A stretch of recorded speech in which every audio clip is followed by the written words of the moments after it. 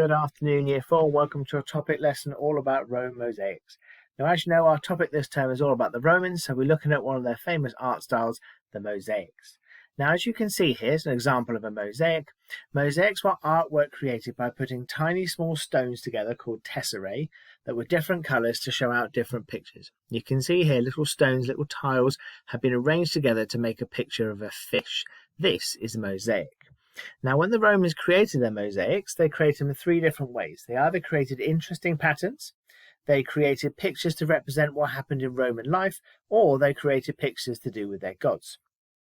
Now, the Romans didn't just like having these up on the walls as decorations, they would also put these on the floor so they could be seen as you're walking around. So let's have a look at some examples of Roman mosaics. Here is one of the examples of the patterns they created. You can see here some nice symmetrical patterns inside the circles, which are inside some other squares with those wrapping around between them. This would be a nice interesting floor to decorate rather than having a simple boring floor. You have one of these exciting floors made out of different mosaics. Here you can see a much larger, more outdoor mosaic. This represents chariot racing, as you can see here, which was a popular pastime with the Romans. And finally, here is a floor mosaic again, which you can just about see in the middle. There is the snake-headed demon, the Medusa. Although she's actually from Greek mythology, the Romans kind of stole her and used her as well. So as we can see, there are three examples of a pattern, a picture of Roman life, and the kind of gods and monsters of the Roman Empire. So what you're going to do today is you're going to have the first go at creating a mosaic. Now, later on in this term, we're going to actually create a mosaic using clay. But for the time being, we're just going to create one using pictures. Now, I've got some examples here on how people have created some mosaics. So the one on the top left, someone has cut out lots of bits of paper and shaped them into a boat. Then next to that, you've got someone who's got square paper and they've coloured that in to represent a fish.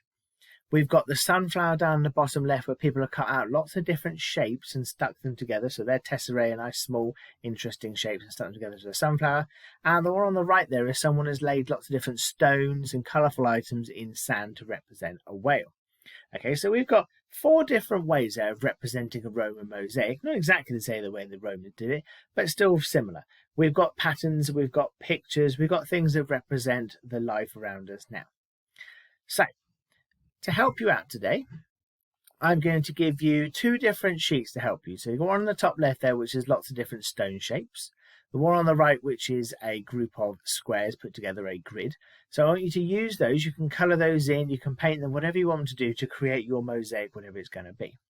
Also, I've included a link to an online Roman mosaic maker. So you can see that on the bottom left, you can do lots of different shapes, clicking on the squares to create your own online mosaic. If you have a go at this one, take a picture of it and send it across. So have a go this afternoon at creating some mosaics. Remember, we need to be nice, interesting colours. We want to see either a pattern, a picture of something that's happening in modern life, or to represent something to do with the Roman gods. Okay, well, have fun with your mosaics, and we're looking forward to see what you get up to.